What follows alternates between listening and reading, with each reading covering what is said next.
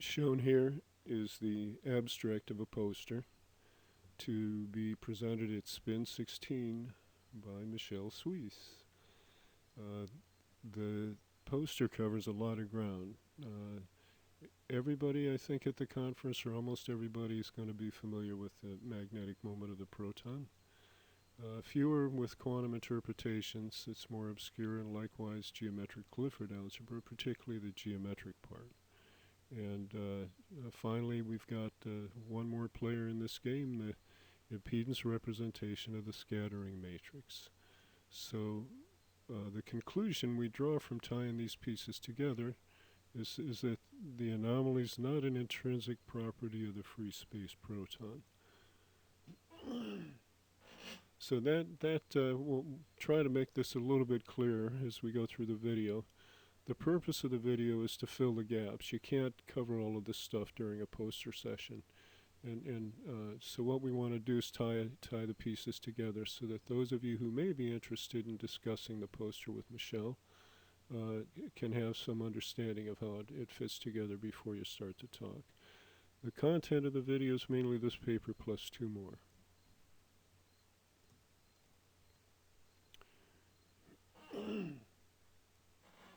The first, the other two papers are, the first was written in 2013 when we realized that we have an advantage in terms of quantum interpretations, how we interpret the wave function, because we have a model. And the big step, a huge step for us, was connecting our model with geometric Clifford algebra. When we developed the model, it was just trying to do the simplest thing possible. And it turns out that the fundamental geometric objects of Clifford algebra correspond to the 3D Pauli algebra, correspond to the elements that we chose, so we were lucky.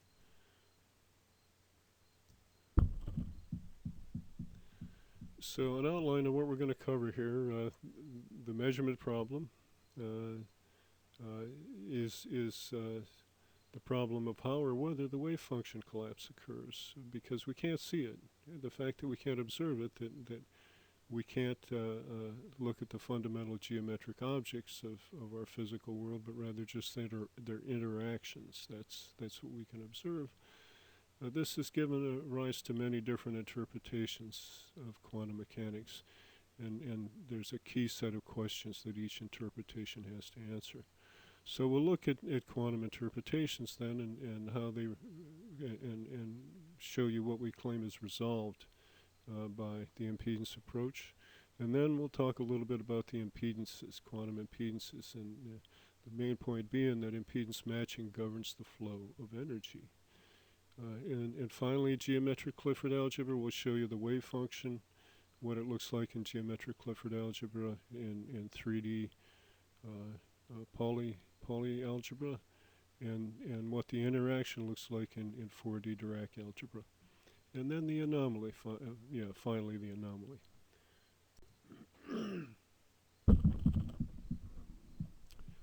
So quantum interpretations, the people who try to interpret the wave function for us, they call themselves philosopher-physicists. They try to bridge the boundary between these two. They consider the interpretations to be interpretations of the mathematical formalism of quantum mechanics that specifies the physical meaning of the mathematical entities. So that key set of questions are shown here. I'm not going to go through them in any detail, and certainly if you're interested in that, you can look at how we do resolve these with the impedance approach. The tools we use are quantum impedances and this wonderful, elegant geometric Clifford algebra. And just a quick look at what the main interpretations are these days. There's certainly many more, and it's arguable what interpretations you include in a compilation. This table comes from our first interpretations paper, the 2013 paper, and shows the authors of the various interpretations and their views on some of the various key questions. So quantum impedances. So impedance is defined as the amplitude and phase of opposition to the flow of energy. So what matters for energy flow is impedance matching. I think one of the best examples I know of is the trumpet player, with and without his horn. If he's just playing the mouthpiece, you don't really hear much, but the horn impedance matches the mouthpiece, actually the lips of the trumpet player, into the room. And so that illustrates how it augments the flow of energy, enhances the flow of energy, permits the flow of energy, impedance matching. These are the various, a list of various possible types of impedances you could consider. Classical or quantum, geometric or topological, scale dependent, scale invariant, local or non-local. These three italicized properties, if an impedance is topological, quantum Hall is the classical, the quantum example, then that impedance will be scale invariant and it'll be non-local. It'll be the thing that permits non-locality in the face of special relativity. The impedance is near field or far field. Near field impedance is lost in QED, unfortunately. It's just not part of the model. Fermionic or bosonic, visible or dark. In the impedance approach, we have separate origins for dark matter and dark energy. Mechanical, electromagnetic, gravitational. These impedances, they govern the flow of energy. If here you've got volts trying to push some amps through an impedance, the units being ohms. So here's an excellent example of this thing that's missing from QED. Entering from the right here, we have a photon. The scale here is distance from very small distances to very large distances at the right. It's a logarithmic scale, and it's actually in terms of photon energy. So a 0.511 MeV photon, the wavelength is the Compton wavelength of the electron. A 13.6 eV photon, the wavelength is Rydberg. And here, this is ohms, impedances in a logarithmic scale again. So the photon we have, it in free space, it's 377 ohms is the free space impedance. And if it's a 13.6 eV photon and it encounters an electron, then when it's the inverse Rydberg away from the electron, the coupling of the photon to the electron shifts the phase of the electric portion of the photon in one direction and shifts the phase of the magnetic portion in the other. So that causes these flux quanta. In the impedance approach, flux is quantized, and the photon's comprised of either or both electric and magnetic flux quanta. The either being whether you consider the energy to be in both fields simultaneously or in one field at a time. So this decoupling of the flux quanta with the electric going to high impedance and the magnetic going to low, very conveniently that offers an impedance match at the Bohr radius. But the problem is all we have for the electron in QED is the quantum Hall impedance. We don't have all of the other electron impedances, and it's not a true match unless the impedance of the electron is matched to the impedance of the photon. The photon's doing its part. It's the electron part that's missing here. But even though I say the photon's doing its part, you can't find the near field impedance of the photon in the textbooks of grad school, of undergrad, in the modern theory textbooks. This is something that's overlooked, the near field photon impedance. It's absent from QED. And that's important because impedances are what govern the flow of energy. This is where the action is. This tells you what happens during wave function collapse.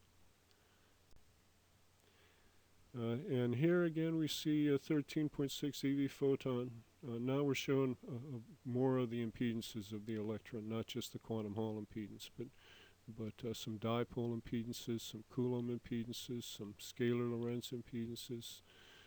So the point here is that this impedance network of the electron that we're using in the impedance model is strongly correlated with the unstable particle lifetimes, which makes sense because where things can decay is where impedances are matched. So the horizontal scale we're looking at here, this is the 1D projection of the light cone on a log scale. And the log scale is the same as the log scale of the impedance network here, and they're properly aligned. So the particle lifetimes are spaced in powers of the fine structure constant. The neutron lives alpha to the fourth longer than the muon, which lives a power of alpha greater than the pion. So this whole structure here, their lifetimes times the speed of light, their coherence lengths, where they exist on the boundary of the light cone. That determines whether you can find them or not. If you get beyond where they are on the boundary of the light cone, then they've already decayed. They're gone. And where they decay is where the nodes are, the conjunctions of the mode impedances. That's where the impedances are matched. So perhaps an obvious question is, how do you get to that? Where do you get an electron impedance network? Well, the place it comes from is actually the two-body problem and Mach's principle. So if you imagine you're designing and building these things here, these vibratory pile drivers, and you've got a couple eccentric weights, and they're driven by a hydraulic motor that you don't get to see here, and they spin in opposite directions, and they're synchronized, so they pull up together, and then they pull opposite directions horizontally, and then they pull down together, and then opposite directions so the horizontals cancel and the verticals add, and this thing shakes up and down. It's got a big hydraulic clamp here. You can attach it to a piece of sheet piling and spin the motors and push stuff up and pull, drive piling, extract piling. So then imagine that you have the experience of designing and building and operating one of these things. You get to stand next to it, and you get that gut level sense of a mystery that you think isn't in physics. And so this is where this paper came from. And it turns out that by doing a rigorous analysis of the two-body problem and applying Mach's principle, that you get mechanical impedances out. It took 35 years to figure that out, but finally, once it was understood, and it was understood how to convert those impedances to electrical impedances, then you can calculate an impedance model for any massive particle of the impedance network and look at its mode structure. So that's what this was about. That's how we got the impedance model. And finally, we're looking at geometric Clifford algebra, the electron wave function. So how you get the wave function is you expand the point-particle electron model of QED to include these orientable objects, a line element, an area element, and a volume element. And you identify these elements with the minimally complete 8-component 3D polyalgebra of geometric Clifford algebra. You give them electric and magnetic fields, and that's the wave function. It exists in 3D space. It's the minimal algebra of 3D space. If you represent the interaction of two wave functions as the geometric product of the algebra, then that generates the 4D Dirac algebra of flat Minkowski spacetime. This is nice. Time emerges from the interactions. The polyalgebra is static, and the Dirac algebra has time in it. So in a little more detail here, we see the elements of the polyalgebra, the thing that exists in our 3D space. The original intent was geometric of Hamilton, Grassmann, and Clifford. That geometric interpretation was lost. Clifford died early, died young, back at the end of the 1800s, and the Gibbs vector formalism, the one we're teaching in college yet today, that became the dominant understanding.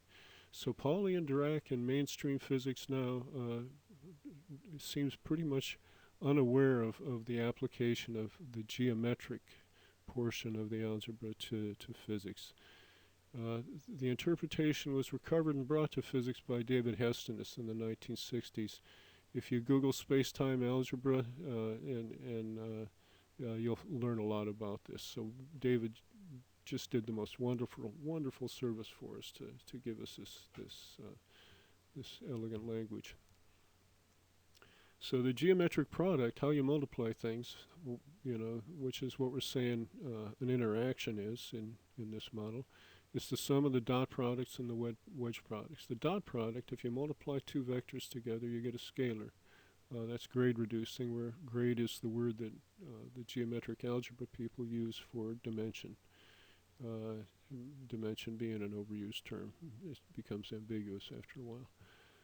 The wedge product, if you multiply two vectors together with the wedge product, you get a bivector, and that increases the dimension. So this geometric product, it breaks topological symmetry. You can deform a line continuously to a point, but once you got the singularity, you cannot deform it continuously back to a line. So inherent in geometric Clifford algebra is topological symmetry breaking. Okay. And what we're saying here is that what comes out is the scattering matrix of particle physics. It looks so. So what comes out when we multiply those two polyalgebras together? When we multiply these together, is this matrix here of quantized impedances, the impedances of the interactions of these things. And what we're interested in is just what we call the visible modes. We see electric charge, we see the magnetic flux quantum, and we see the magnetic moment. We don't see magnetic charge, we don't see the electric flux quantum, and we don't see the electric dipole moments. So this distinction between what we call visible and dark modes is what's going to permit us to understand the mode structure of the proton. And here we are at the anomaly. So what we have to do is we have to distinguish between the dark modes, which we claim are unstable, and the visible modes, the stable scattering matrix modes. So we identify the stable modes as those of the proton wave function. We multiply, and again we're using the geometric product here, by the complex conjugate to get the observables. And we distinguish between the transition modes and the eigenmode observables. And the transition modes, they provide topological mass generation. We've got this topological stuff going on, and coupling to the anomalous magnetic moment. The eigenmode mass that comes out of this is associated with the nuclear Bohr magneton. It doesn't know about the anomaly. So if you look at the electromagnetic mass, if you say in an electromagnetic model you can calculate the mass from the field energy, then the electromagnetic mass is associated with a nuclear Bohr magneton. So in some sense I think you can say that's the free space gyromagnetic ratio of the proton.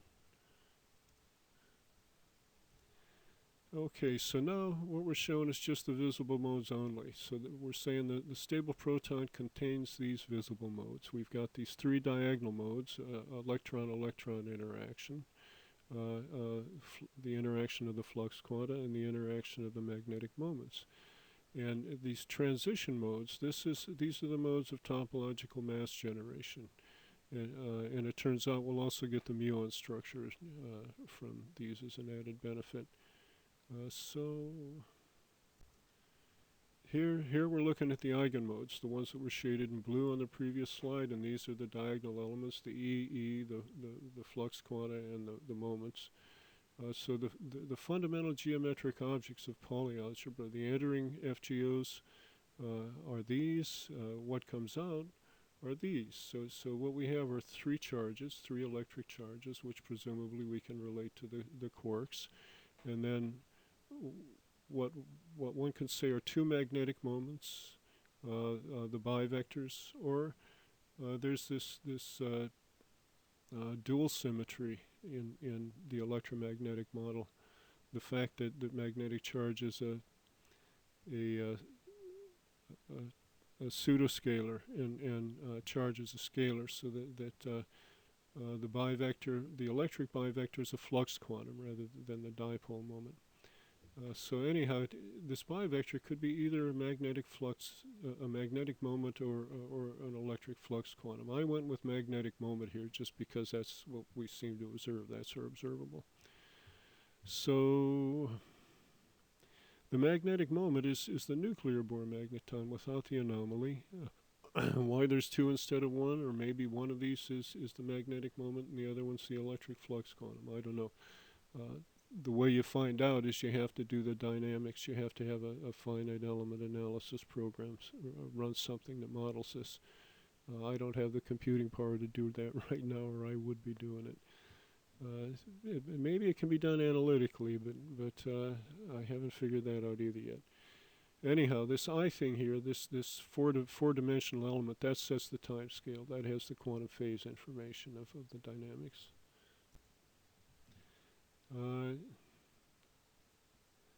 Okay, coming here to the